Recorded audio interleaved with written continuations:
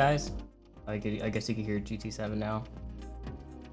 Sorry, I know I didn't announce any, like, me going live. I actually just came back from work. I just literally got off and got home and had 10 minutes to set everything up. So I didn't even change any of the titles or any of that. So it's all good. To see there's some guys hopping into Discord. So if you guys want to go into Discord and see everything live instead of laggy here through YouTube, go ahead and join the Discord. I posted a link in the chat. So this weekend was actually pretty cool. I went to a Yellow Card concert, so that was pretty cool.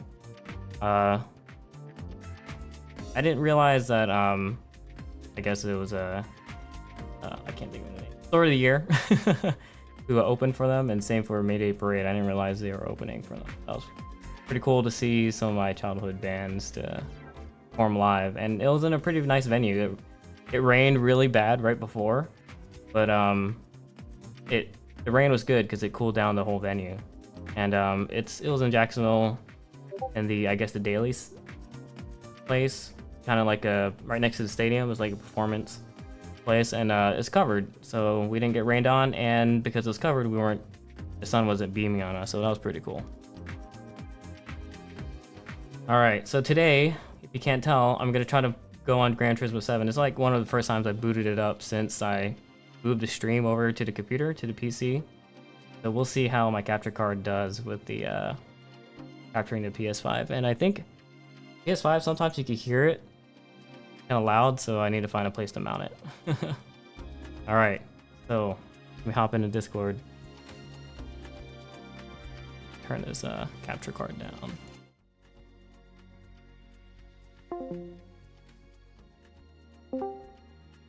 What's up, guys? Yeah. Let's see if I could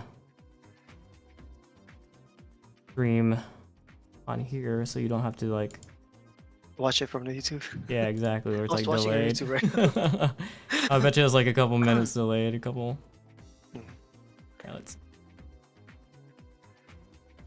It helps with the audio too, I think, right? Oh yeah, for sure. Yeah, because you guys could walk me through and. Oh, us walk you through. Okay. All right. You got confidence in us. Okay, can you guys see that in the it gets us in Discord going live. I can see it. Yeah, there's a STI or something on the ring, it looks like. Yeah, yep. Is that the new Gran Turismo? Yeah, GT7. I was playing Sport, but yeah. I guess once GT7 came out, like last year, I started playing it again. And for those on YouTube that are live, it's Kaylee and Neil, and Adam just got on, so I don't know if we're gonna see Moni or Ian. We got all the people we need. I know, right? How was your guys' weekend? Kind of boring because I wasn't at the track. Oh. It's reaching that point where I'm blessed enough that I'm at the track like 2 to 3 times a month now. So Dang. every other weekend's like, oh, I gotta water some plants or do something boring like that, you know. Yeah, I think you were on like on the past 2 weekends before this, like maybe 2 or 3 weekends in a row you were at the track. Yeah, so I had Sebring with NASA end of June. Then I had Sebring again the weekend after for an enduro, the 14-hour champ race. Okay. And then a wedding, and then Barber. So Oh, nice. just always on the road, but man, it was so much fun. Dang, how many? Go ahead, Kaylee. Oh no, I was talking about Neil. He goes to the track 3 times in a month. This was like an odd occurrence, but like, yeah, this past month I went 3 out of 4 weekends, and then it looks like August will be the same for me now. So August, I'm doing if you guys are interested, I'm doing 8-6 day at the firm, and then Oh, for the Honda meet? Is that the Honda meet? Oh no. there's like a Hachiroku Day that they're doing on August 6th. Yeah, there's actually there'll be some dude with an A86 out there too. And then I got 19th and 20th. I'm coaching and doing time trials at Sebring. And then I might be doing a shakedown day with one of my students for his new. He got a SS1 LE Camaro. Gonna do that on August 11th, just at the firm. Oh, nice. And there's a lot of things going on at the firm lately, huh? I guess. I mean, I guess every weekend they're running something. Yeah, running something, and then they have these like special like they had the IBOC, Honda Me where I went with you guys at one time. I guess they're trying to do a Subaru, a BRZ FRS and 86 and GR86 thing this time around. So. Oh, that's cool. I gotta check that one out. I know my car's not kind of in the theme, but whatever. Yeah. Yeah. A little low. Is he playing? Are you playing, Adam? And I'm driving. I know, I can hear your car in the background. I'm like, what's going on, man? You're gonna get in a wreck, and the police officer's gonna see that you're like on a live stream. That was random. Working today? Yeah, I'm going to get some beats. Oh, nice. I just left work. Didn't see your car. I was parked by the mail room. Okay. You're a loud car. What's that? Downshifting? Alright, let's see. Daytona. Since this is coming up in a couple weeks, this is what we'll live stream. I know there's a new... Isn't there a new time trial challenge or something?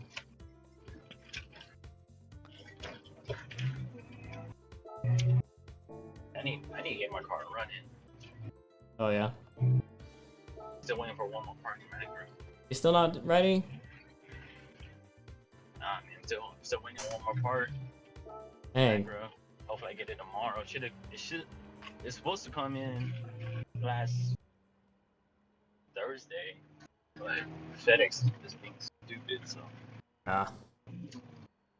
It's supposed to come in today, but it says in Jacksonville, but it hasn't been delivered, so hopefully I get it tomorrow. If I get it tomorrow, I'm off Wednesday and Thursday. I'm just gonna fucking bust ass and sweat my ass off and finish that shit. What time are you guys running Daytona? So it's Thursday, but it's the night SCCA nights. I think it's I forget what time the first session is, but it's usually in the I think afternoon. it's 4. 4 o'clock. Okay, yeah. Does it ever get dark enough for those where you're actually under the lights of Daytona? Because that would be the last session is like is not bad. It's not like dark, but Yeah, But the I lights think are on. in the summer it's not as dark. Like I think if we did the night or the fall one or the spring, it might be a little darker, or the winter one, it might be darker. Oh yeah, that would be kind of nice. I mean, because Daytona doesn't ever get like dark. It's always like lit, unlike Sebring. So it'd actually be kind of fun to see it at night. Oh yeah, for sure.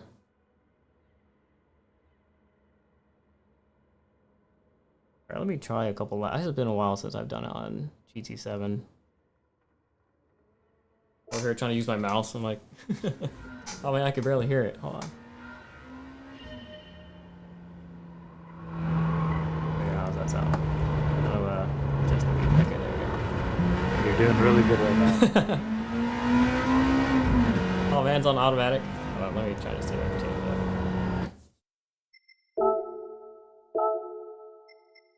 Yes, because I took my shifter off. It's traction control 0. Yes.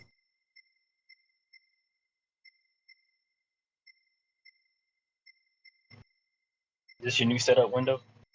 Trying it on the PS4. No, not the Fanatec stuff yet. No. Still the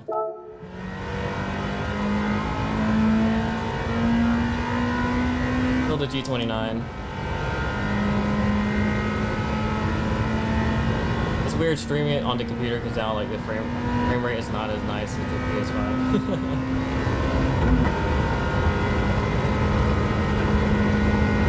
Yeah, the resolution drop of the frame rate's actually pretty decent. I'm surprised. Oh, really? At least on our end. And I can feel the understatement. This is I'm already not used to it.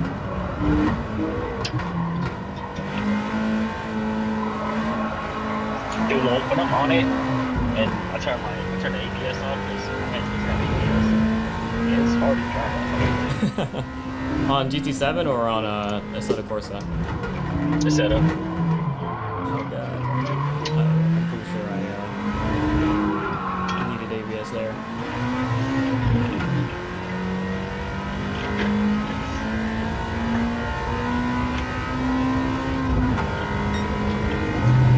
Flat out.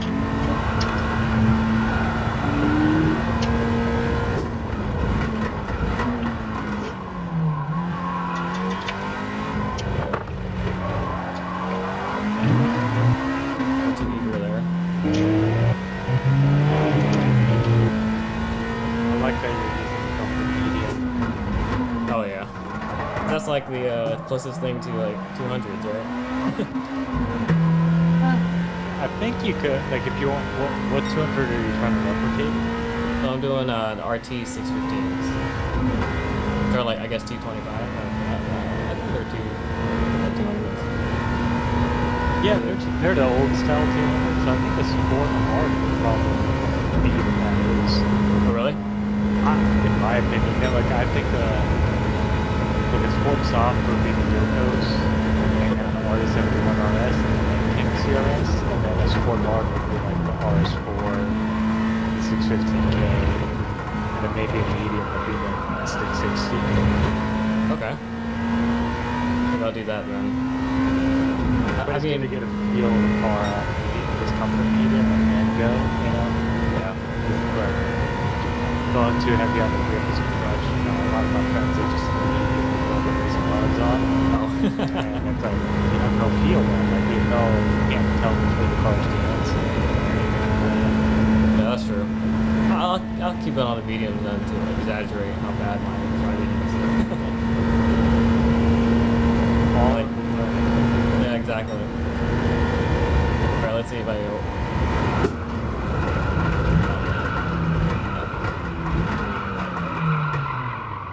you just hear the tire squeal. yeah, it doesn't seem like it might be blinding. But Yeah. one of the things about GT Sport I've noticed is like, you have to trail brake, but like you can't overdo it, otherwise the game just doesn't accept it. Yeah. Man. Does it sound okay? Can you hear the tires and all that? Or is it all engine? At least on the Discord stream, I'm hearing all engine and tire. I'm actually using that for the audio, and I'm using YouTube for the video part of it. Oh, really? Yeah. It's like delayed. There are drops in the resolution on the Discord, but the frame rate stays up, so it's like the best mode is YouTube for video, and then mute the YouTube. Okay. At least for me. Where are you mainly Assetto or? So I used to have a GT Sport, and I still have GT7, but I sold my E29 to the real actually. He's the one who has it. The guy with the yellow Miatas. Oh yeah. The highlighter yellow one. Yeah. And so I'm actually in the process of, with Alliance, we do a lot of sim racing. Duncan is, middle of sim race, so he's helping me piece together a sim for myself right now.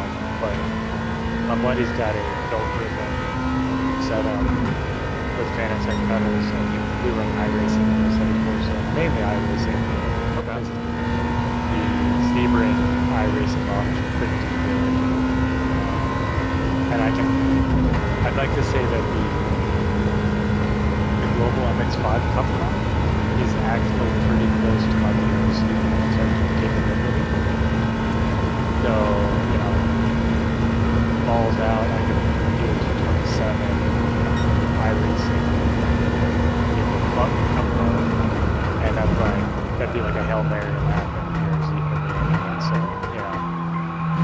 within the noise of how it feels.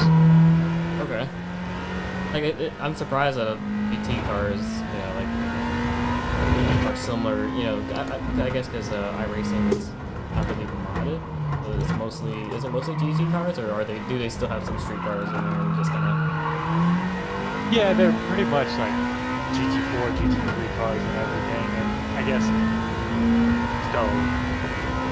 That's why really the only cars that are good for us are like the MX5 Global Cup car, the Miata Cup car, because it has no aero, and sure it's got a sticky tire but no aero, so me running street tire plus aero, about the same feel in that sense for the whip.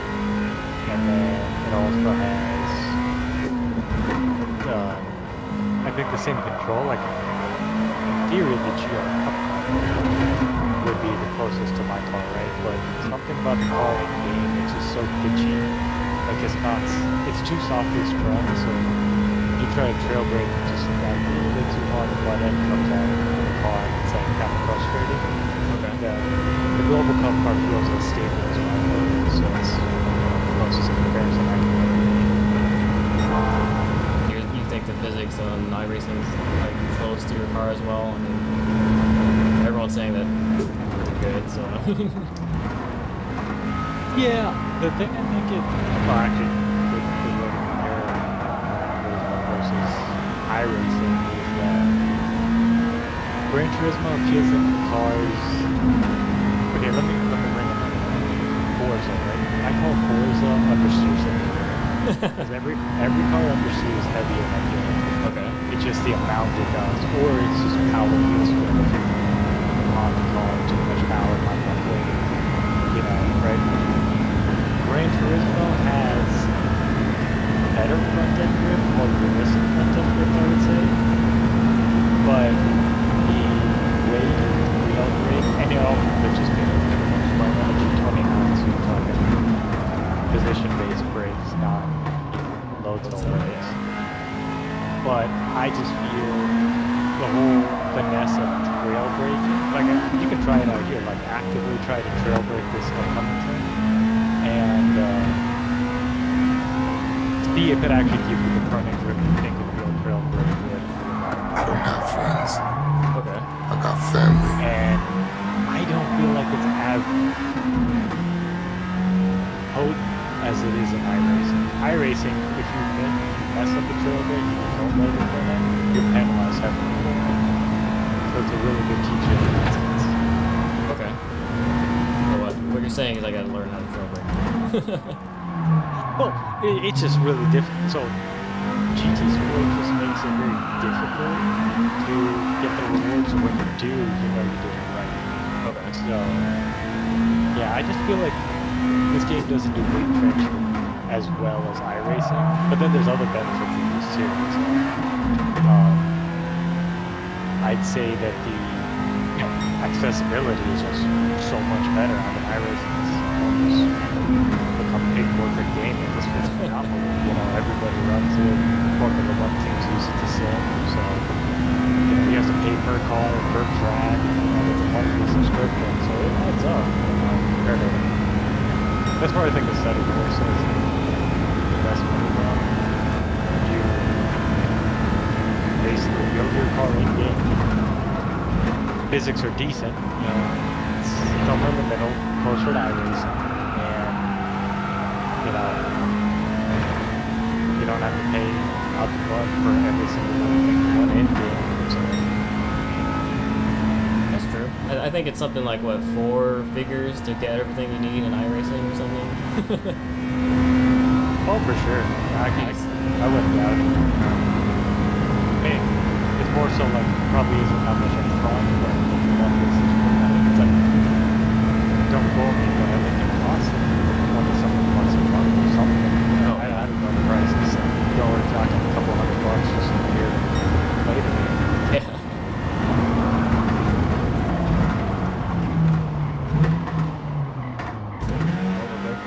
Like either understeering or overbraking. I'm trying to figure out turn 1. Like, do want to try eventually trail braking there. So, I guess this is a good shameless plug teaching moment because I'm wearing my Alliance shirt anyway. But I would say when you're thinking of trail braking, the faster the turn is, so turn is super fast, right? As in the entry, but then it becomes a slow mid-speed turn, the less trail braking you do. Okay. Almost imperceptible. So like Sebring turn 1, you do a trail brake, but it's almost imperceptible, like almost as if you hadn't said it. But these kind of low speed turns, it's like you really drag the brakes through and see if it gets you around. Say, I mean, if I'm seeing you right, you're coming out of 5 onto the back banking right now. That looked really good. I don't know what happened. Yeah, see, you're making a time on the exit now. Yeah, there I don't know if you can see the brake meter, but I was a little bit trail braking, but yeah, nothing crazy. But yeah, the meter is really tough to gauge in this game. It's so hard to be at that like 30% brake pressure. So don't feel too bad about not hitting the right pressure per se on that graph, just as long as you get that muscle memory. Because at the end of the day, you're just running practice for real driving anyway. Yeah. And again, you know, your wheel brake pedal will be pressure based, so getting that wheel will be a minor in hard. Yeah. I think hopefully soon my Manatech setup comes in. I did opt in for the load cell for that, so I gotta set it up though, so it might be a little bit NOK lease and right up too.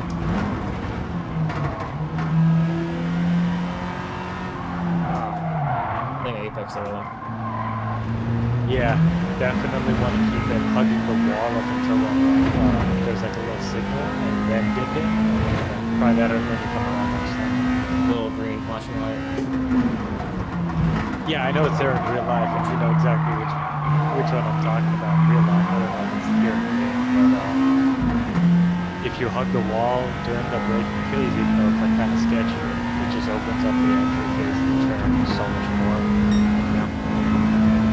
Okay. What's up, James? I can see you on the YouTube chat. And Nikki.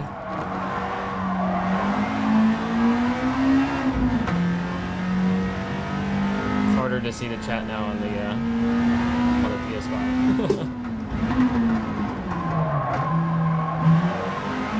How does the? I mean, I guess like this mode, the tires aren't wearing out, right? So it's not like Assetto Corsa or iRacing, right? I end up crashing before I recent up, so. But yeah, they have a pretty good temp model in terms of pull, but I mean, I need to not crash and figure out on the hot side if I do this start to increase. I still gotta figure out how to do multiplayer on any of the games. Yeah, I lost track of Like it. a private life lobby or something like that, right? Yeah. Gotta have to sit down and just do it one day. Oh man, look at this exit speed. Yeah, the entry was phenomenal, and then a little judder ruined the exit.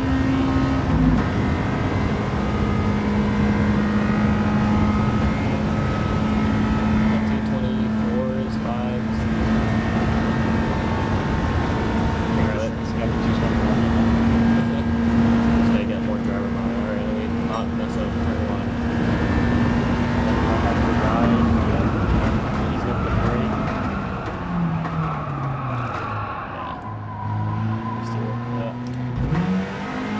Yeah. Alright, next lap. Next lap. Oh, we got tons of time.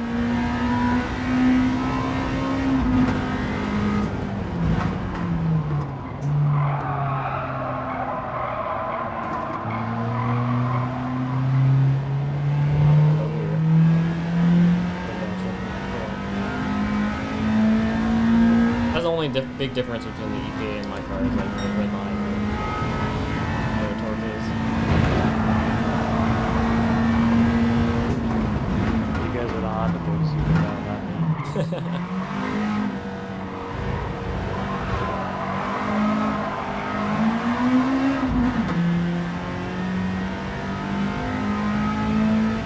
What's the next track for you? Like next new track, I wanted to do VIR with the Champ team in August on 11th, 12th. It's 24 hours. Okay. But it looks like that's going to call this team. The team that saw me do really well in July, really got going and everything, they started ramping up the development of their Z3, but it seems like parts and building the cars taking a back burner, so it doesn't look like they'll make that event at all, which is unfortunate. But yeah, just the Furman Sebring is what's slated for August at the moment. And then maybe Roebling in September? September 1st? Yeah, surprisingly, I've never run Roebling yet. Oh, yeah? Yeah, everybody else I know and like some of my students are like, if you not win and we have won. Hey, yeah, I guess I gotta go. So, but yeah, is that a NASA thing or a hooked on driving thing? NASA thing. It's like VIR. I think VIR coming up at the end of the year is also a NASA thing. Yeah, are you guys planning to try to do that VIR with NASA? Yeah. Oh, dude, that's lovely crap. Ooh. Oh, yeah. Look at that. Oh, man. Hey, it's still Had up. some break Up is there. up.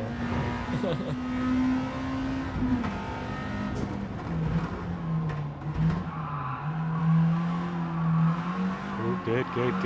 Roll on up. Yeah. Don't be afraid to use that exit. Yeah, that's perfect.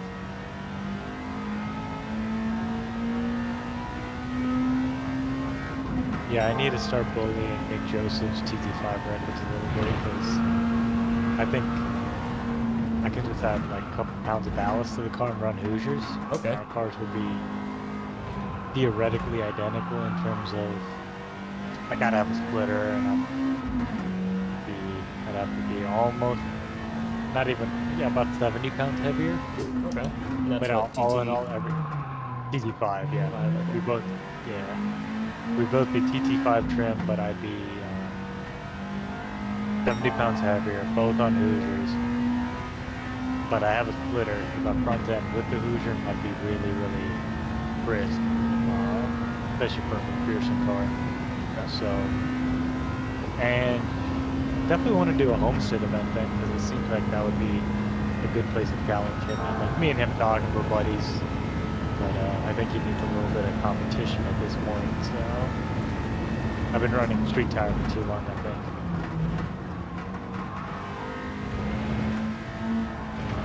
I've never been to Homestead before.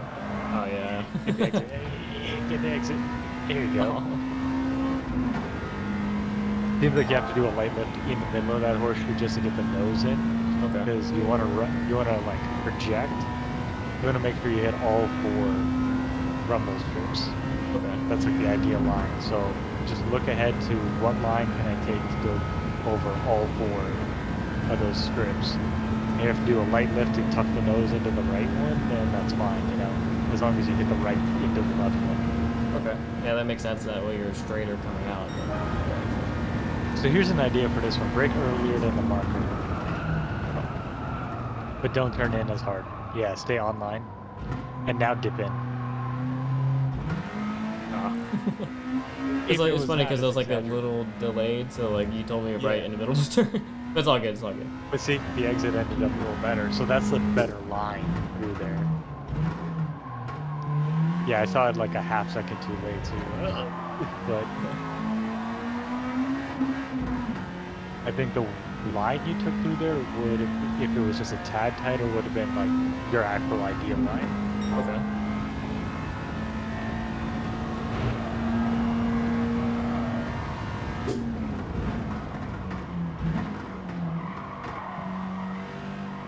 where I spun out in the video. That's the grass, and then But I see you late apexing everywhere, which is really nice. Look at that 4/10 right there almost. This one I think early apex is worth it because you're not gonna run off. oh, that's true. I could have. Yeah. Like the banking catches you just where you're gonna be quote unquote running off.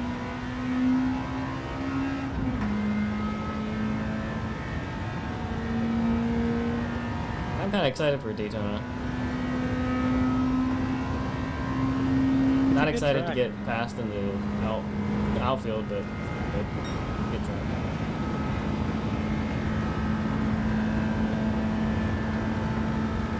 Just remember look at it.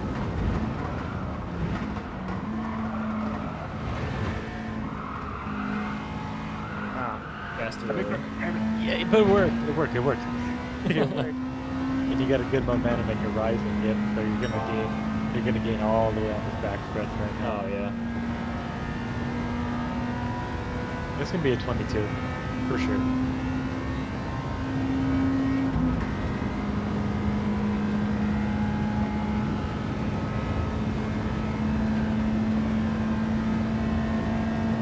Oh yeah, my camera's frozen, Gabe. So I think your camera's frozen. Like, I'm driving with my mouse. Oh, 23. Real close.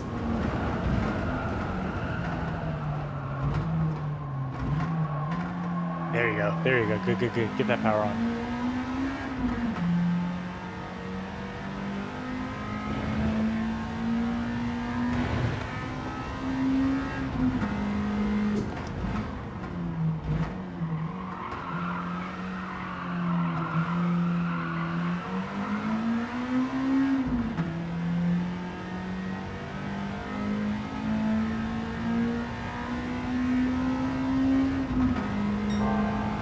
Yeah, like, haven't had computer problems until this stream because I guess it's punishing me for not setting up.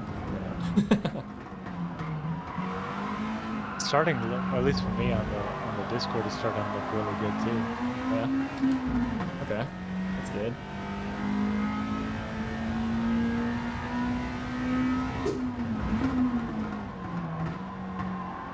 Wow.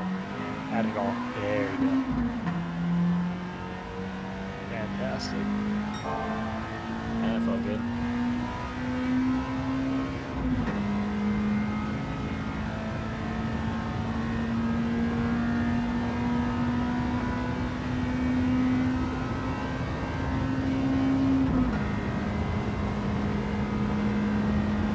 Optima.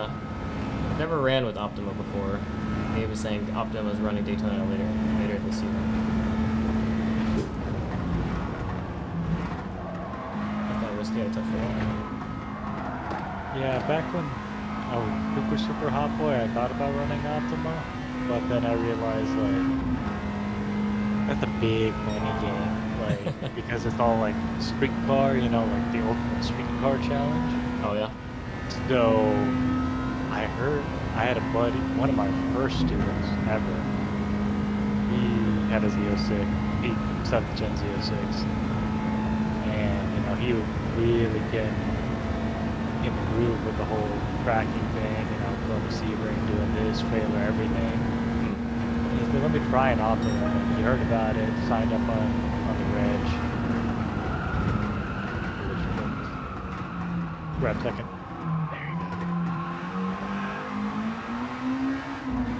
And look at that, low 22. You got a 21 in there. Yeah, you got a 21 in there. But yeah, anyway, so he did the event, and he was like, he just felt it was a lot less about driving and more about car presentation and promoting shops and stuff like that. He was like, some dude just showed up, like there's a car show part of it, and I don't know if this is the case anymore, it could be different. But he was like, somebody spent like $100 grand on just the interior of the car, just to make it look like, you know, good for the car show for it. And he was like, but there was really no like drivers stealing there outside of the upper echelon. You have the regulars who already do NASA, SCCA, Grid Life, those guys who run the cars there anyway. they were already top of the autocross and the other board and everything. So he was like, "Yeah, it just didn't feel like driving to me," and I was like, "Oh, never mind." But Like who a- knows? Car show slash party, I guess. Yeah, in a sense, you know, it's just like what grid life has kind of become in my eyes. Of it's shops that win, right? It's not and you know, there's a name there for a guy who won the prize, but end of the day, it's PhD racing, RS features, you know, Oh yeah. professional awesome, which is fine. I mean, it's their playground to do their thing that they got to do. A little overslowed in the mid corner there, but otherwise the idea was good.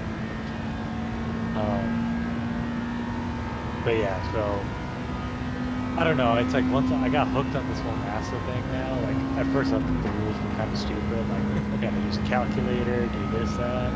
Oh yeah. But now I like really appreciate it because it's just like, hey, anyone can really do it. Anyone can build a TT4, 5, or 6 car. You know, it's not budget restrictive per se. I would think. Ford's a little competitive with David Ferrari, but overall, like TT5 is Affirms is a good example. You know, using the same rules. Tons of varying cars come out. Just tons of fun. You know, and the competition stays close because it's all like power and weight based, you know, so just optimizing your car without having to buy thousands and thousands of dollars worth of mods to do it. I always thought about doing TT6 too. I probably have to do it in like a Honda Fit Sunday Cup build or something.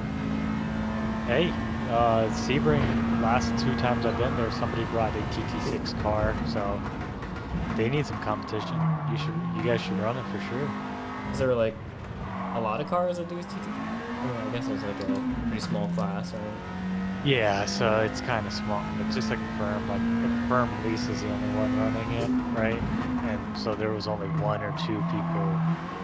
When Lisa goes to Sebring, she runs TT6.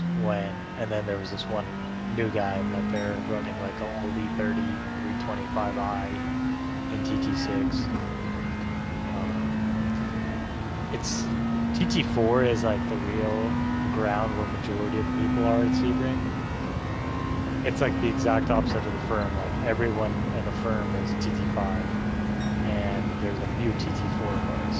Here it's at NASA. It's like almost the exact opposite. You had Nick Joseph and me, and then we were the 2 regulars, and you'd have one random guy show up who didn't even have paperwork like last time. So even though I ran with him, it was an automatic DQ for him. So Just kind of showed up and didn't have anything like.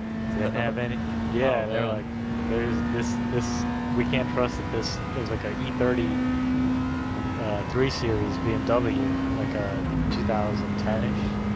So people were like, well, you could easily be making 30 more horsepower than you say you are. So we're not gonna count your results. I still mean- beat them on merit anyway, so I'm like, okay. They ain't win the 221, bro. That's an EK though. Oh shoot. Yeah, a little excited there. Yeah, they were 0.5 up and they're all happy again.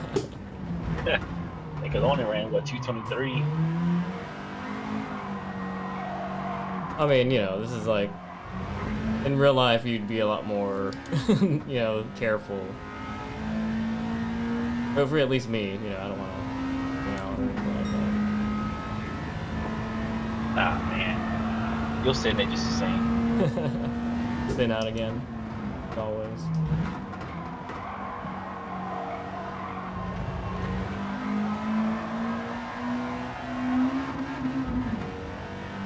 Alright, after this lap, I'll probably take a break and read the comments. I think Gabe's in there. So bad.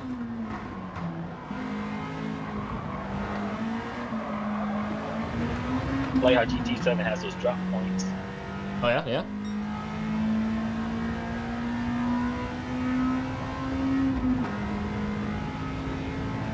Is Wayne with you?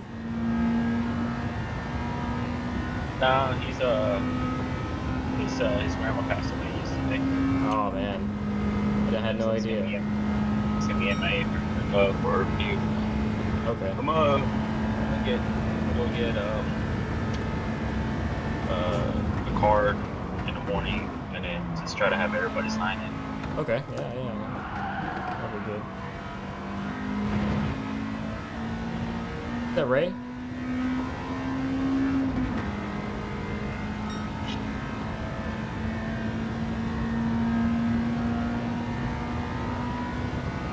Let's see who's on. Let me get back on Daytona on the sim. I've been trying to get VIR, which is pretty damn fun. Man, you should do VIR later. We're doing that in the end of the year. You should do Daytona I'm just now. bored, man. Yeah. I'll try different games then. Different games. Different tracks. Yeah, that's true. Seems like Gabe responded basically saying that Optima is a lot more driving now, which is good. Good to hear. You know, Yeah. maybe I might consider one of those events then. Good to know. Portland.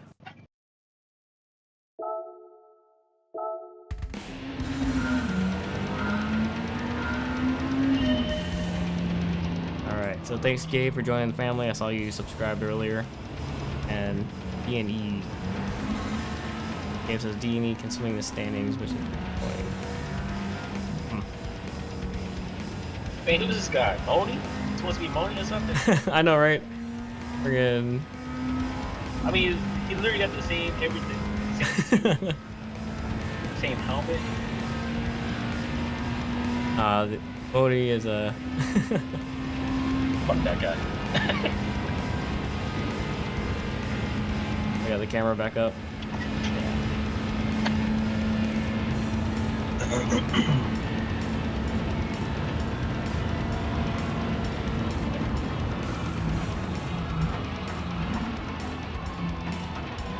Man, this guy's like God hand, man. Look at that. I know, right? One-handed. Never mind. Man, God hand here.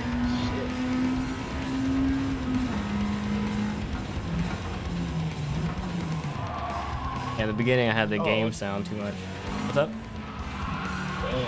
Damn, man, that wrist right there. I don't know why this is only this angle. Usually they have like other angles.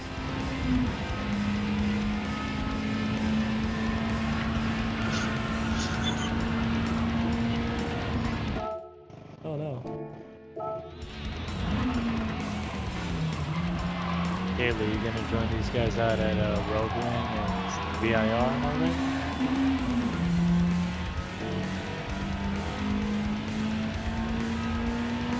Yeah, not until next year. He's gonna join us on the sim. Boy, you were an athlete out there. I was actually insanely impressed of like his progression the day I coached. He was so nervous before the first session. I remember Scared the fuck out. he was. I was like, I need to break this boy in. Give me the keys. I'll show you. It's not that scary. And then you got it. I saw you out there like hanging with the other guys. I was like, shit, he's doing good. Yeah, you get nervous at first. Like, you know, once you're in it, you get used to it. And you start working your way from there. When you were first with him, were you like the first time he was on track, he was riding with you, or were you like passenger with? Generally, when I instruct, I try not to. Like first session, just feel him out, right? So he drove, and then I could see that as the car loaded up more in each turn, he was getting it, but he was afraid to like push the extra a little bit, which is normal, dude. I still remember my first time was an autocross in DeLand in the rain, and I'm just like, oh, I heard driving wheel drive in the rain is bad. This is I'm scared, you know, so naive to all of it. So I get it. But then I just got in the car and did like 3-4 laps in it, just to give them an idea of like how much load could go through the car before things got, you know, sketchy. And after that, you know, gave it 30 minutes to let it simmer in, you know, because like right in the moment you're gonna be like, yeah, okay, I don't know what just happened. But then after that, you know, I see him out there. He's following Adam, you guys, everybody. And at one point, he was like right behind Mooney, and I'm like, Wait, this kid's oh. moving.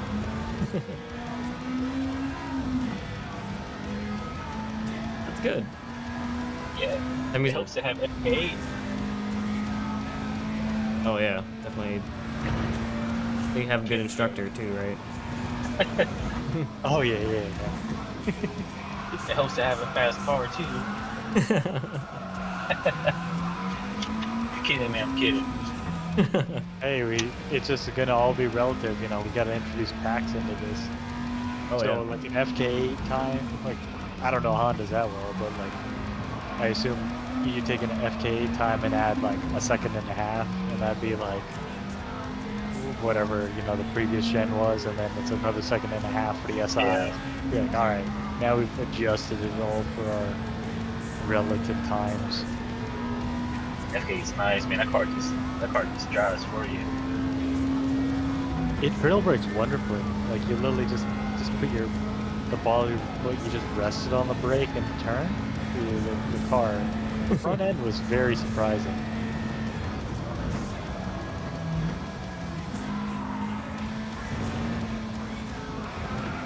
Just the whole layout. I mean, everything. Just you don't have to worry about the old car, you know, where you have to match rev, dual toe.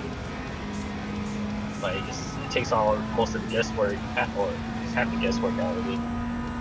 Oh man, Ian's not here to defend himself. He's gonna be mad.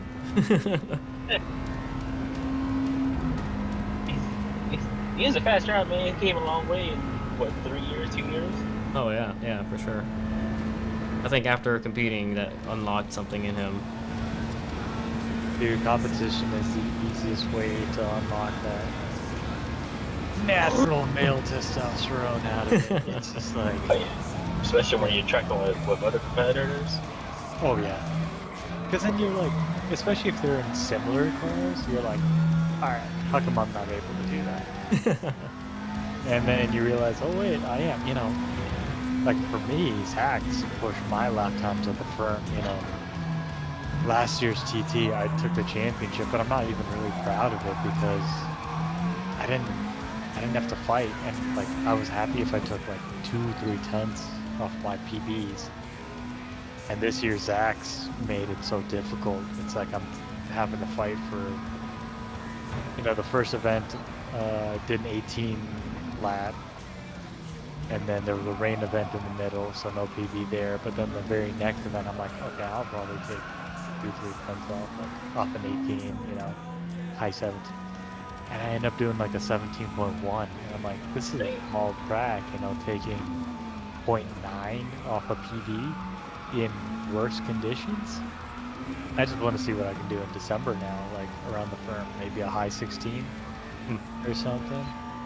But like until I had somebody to fight against, you know, I didn't really push as hard as I do now.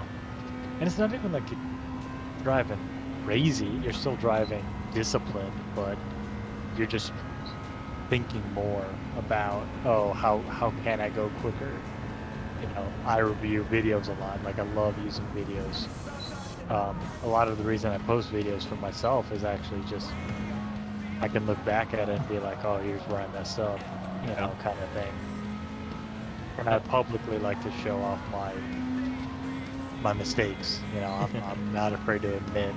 You know, like I look at that barber video I posted and I was like, why did I grab fifth going up that hill? I felt so slow. And I'm still thinking about it, you know. But at least now I know I'll never do that again. Yeah. So, it's immense good habits.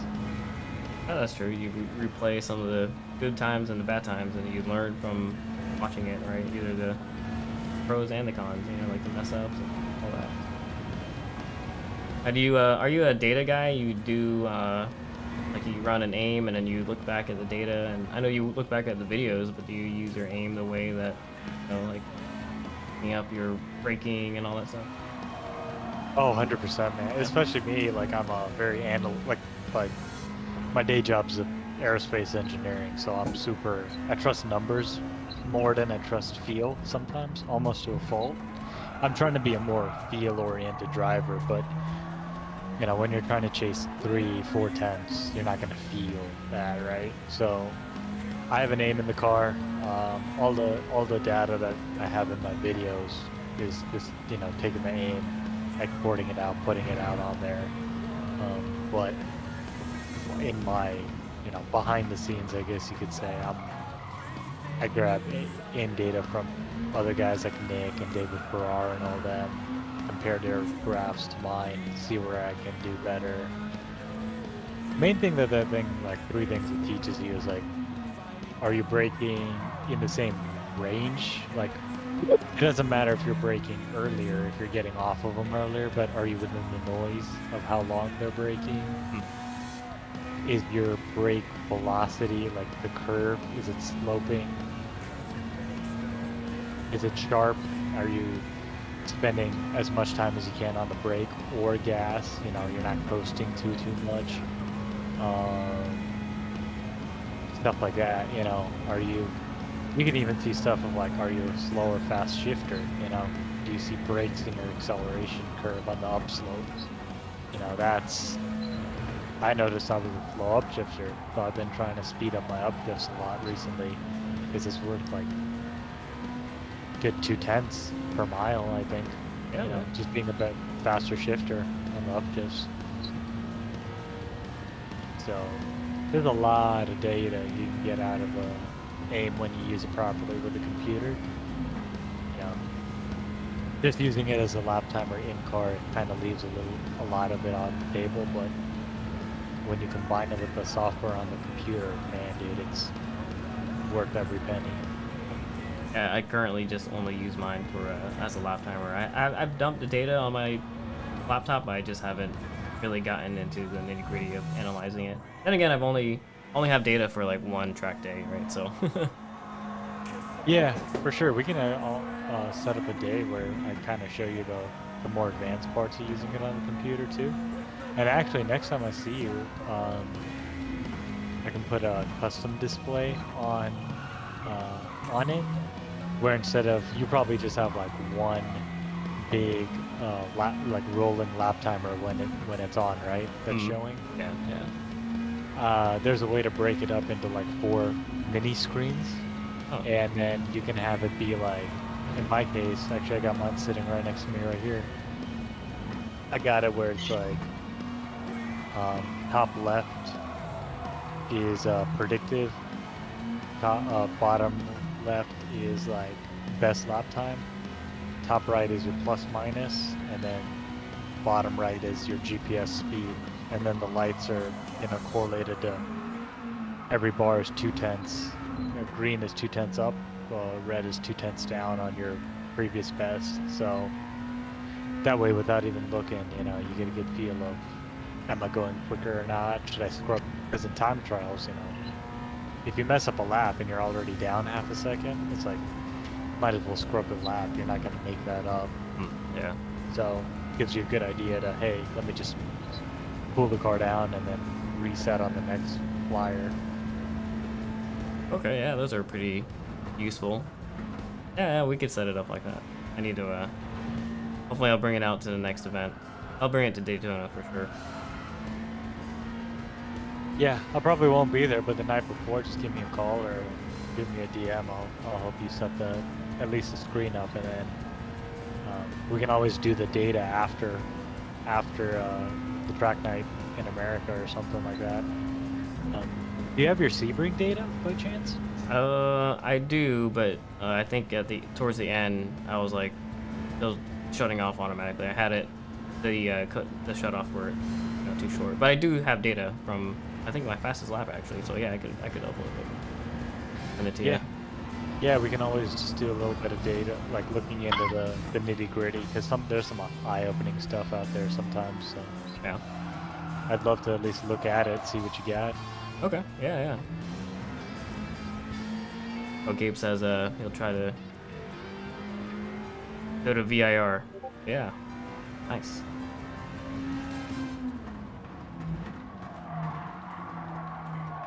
So Gabe asked, can aim be used to set courses for autocross as well? Yes. Yeah, yeah. It can. Yeah, you can have its course learning. I've never used it, but there is a course learning feature. So I think the first run, well, in autocross, your first run's never going to be the fastest anyway, but there's some way to have it calculate within that. The only thing that would be annoying in the case of autocross and aim would be starting and stopping, right? There's got to be a fast way to start and stop your lap without, physically running it, having to click a button, right? Because autocross at the end, you've got so much stuff to do anyway. Yeah, that's true. Yeah. I do know that, aims, when you go to 0 miles an hour, they stop recording anyway. They go back to like the test screen, so maybe it'll have some extraneous data of like you getting out of the end box, but I do know that, long story short, I know there is a course learning feature to it, so you could definitely make a course with your first run and then compare the subsequent ones. Or, actually I just got a good idea, during the track one is when you have it learn. Just walk around with it with you, start it at the start, end it at the finish, save that course, and then run it in the car so you don't even waste the first run having it learn. Yeah, that's a good idea. Yeah. That's probably actually the way autocrossers use it. I mean, correct me if I'm wrong, if there's an autocross guy out there listening, but that's what comes to mind for me. Yeah, it's got to be able to detect, like, you just have to walk so you're not perceived as stopping, right? Yeah, never stop. Yeah, so Gabe, aim is that's what I got, and I know there's what's the one that everyone uses and they upload their video to YouTube, but it's like 4 figures. I forget what it's called. 4 figures as in like Track Addict or something, or? I think so. Like a lot of Corvette guys use it. Oh, the Corvettes and Camaros, they have their PDMs built in. Yeah. So they have their telemetry that just comes off CAN, like the vehicle CAN, and then it has like a little 1080 built-in camera right behind the rear view mirror. So it's really helpful for the Corvette and Camaro guys. They pretty much don't need an aim if they just want to make video. Yeah. But AIM does give you the graphs and the outputs to a laptop that I don't know you can do with PDR as easily. Okay. Brian Rosati, the guy with the white Corvette, you've probably seen it around. He still runs AIM. He uses the PDR for video alone, but then he keeps an AIM for his data stuff he does. So. Okay. Gabe, I forgot what year your Corvette is, but it was that not C7. Yeah, I see yours now. Yeah. Oh, the one I was thinking about was Garmin Catalyst. Catalyst 2. Oh, like a grand for the whole kit. Oh yeah. So when people ask, me or Duncan, like, should I get an AIM or a Garmin? My main thing is Garmin teaches consistency. The AIM can teach you speed, because at the end of the day, a Garmin Catalyst will not tell you to do anything you haven't already done. Like, it's not going to say brake 50 feet later if you never broke 50 feet later for that turn. But it is nice that it captures the data and video all in one. Yeah. And if you're an inconsistent driver, I can see something to it. But if you already have consistency down, and you to use your references and stuff like that, I don't see as much fruit in the Garmin as I do the AIM. Okay. But I believe they've made an update to the Garmin where you can share data, like you can kind of like cloud-based share data with other guys, and then on the app itself, like the phone-based app that goes with it, compare data, but it's kind of hard to compare data without, you know, using the cursor to really see, oh, how many feet later is my buddy braking? Because it's like those, like if you and your buddy are pretty close, like within a second, your lines are gonna look pretty close, so to speak, right? So it's like, oh, can I zoom in and see, oh, you know.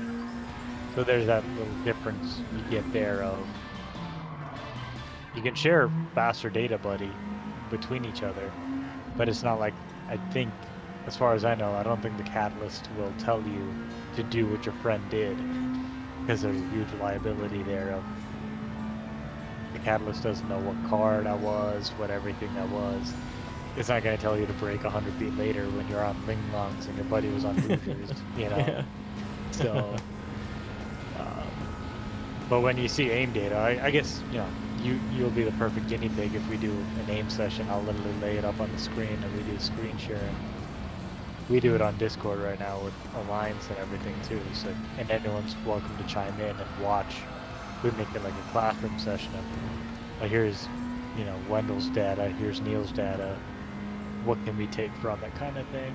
Okay, yeah, that'd be good. I think that's like where the aim's super powerful and super underrated. Yeah, the aim, it does so much, and it's less than half the price of the Garmin, right? So that's a pretty good deal. I mean, the DL, right, the data logger, I mean, I guess it is kind of up there in price, but it's still not as much as the Garmin. I use the regular, not the DL, but the DL definitely has its perks if you're troubleshooting a car or something like that as well. Okay. That's when I see the DL is worth it in terms of a teaching tool, or if you just want that information in your video, like if you want your revs, if you want all your gear in your video, then, you know, the DL is worth that extra money. But if you're like, hey man, I just want to go faster, you can learn how to be fast just with the regular. Because usually when I coach, you do the database coaching, it's all I look at is your time and your GPS speed relative to position on track. And from that alone, I can make like a coaching plan from there of like what people need. Like all the other information is kind of extraneous, I would say. Okay.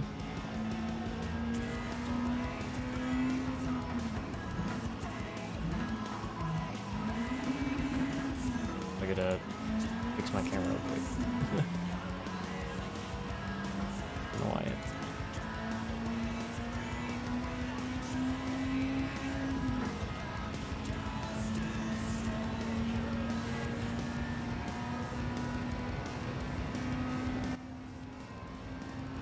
There you go.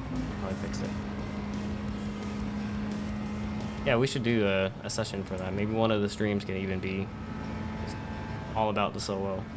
All the features. I wonder if I could screen share the Solo. I'll probably have to use like a second camera or something.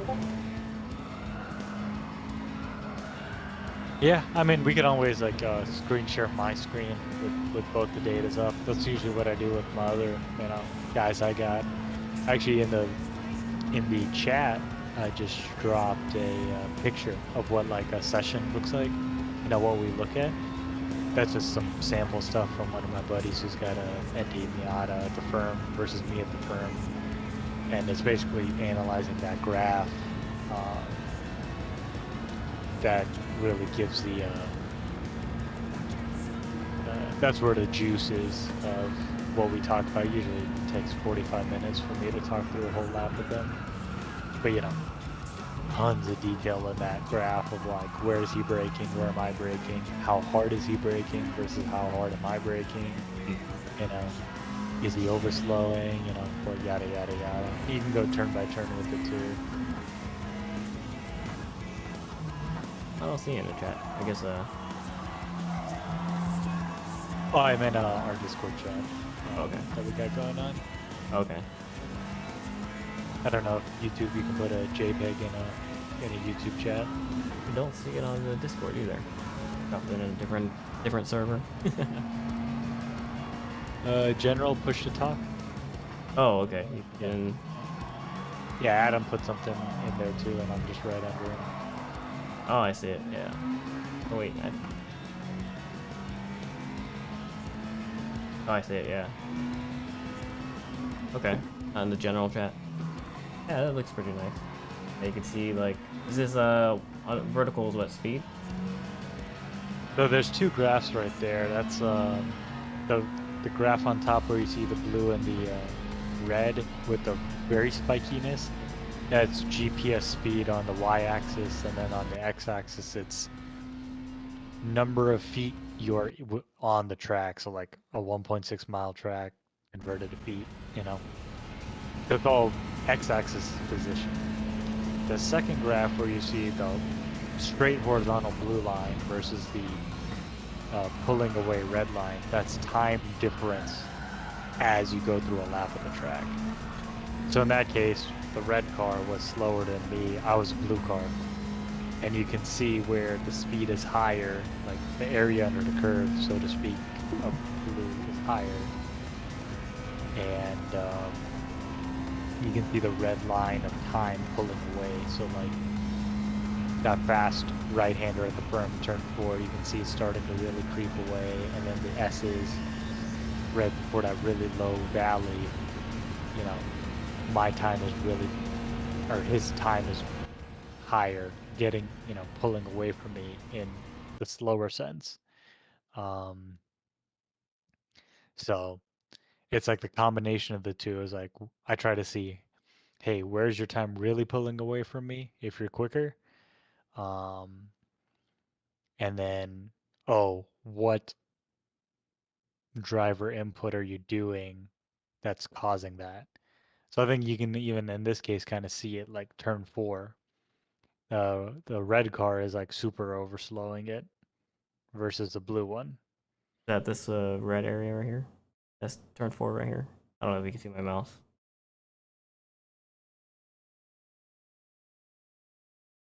It'll be a little delayed on YouTube. Yes, that's.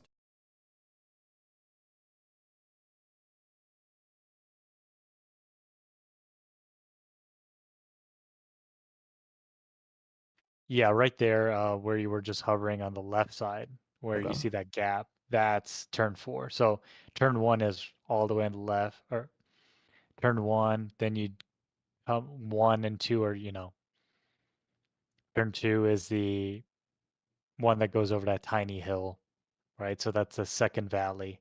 And then turn 4 is the one you have the fast right-hander, so you barely scrub any speed off and then try to get back on power.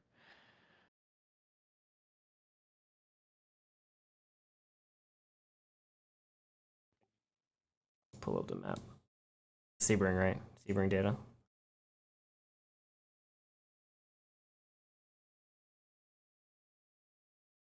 Yeah, I mean that's. I like how you could put multiple, right, graphs. Compare.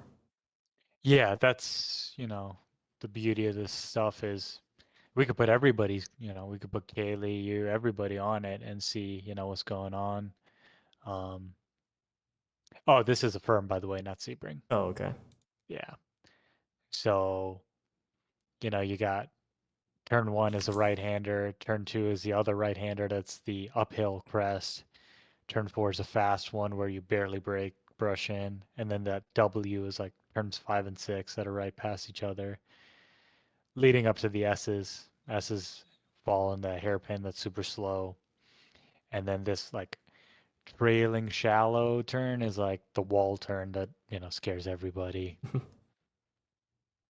Leading onto the main straight.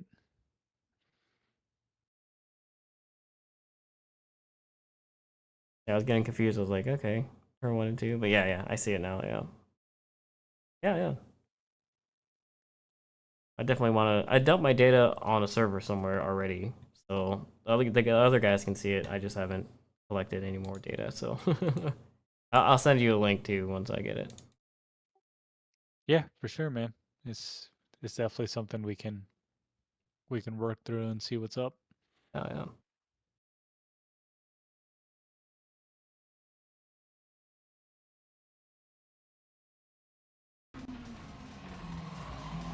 Nice.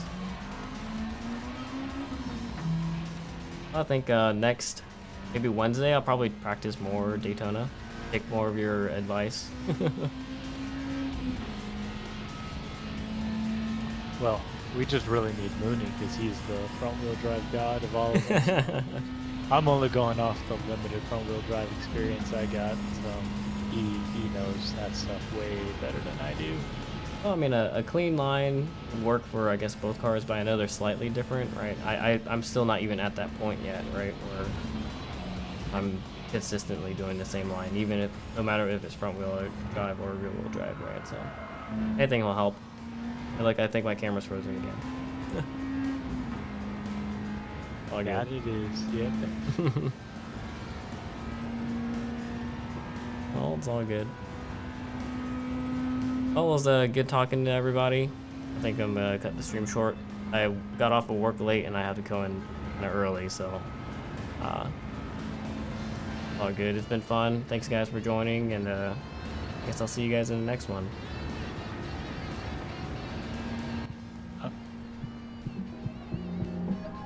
All right, man. Yeah, catch you later. Yeah.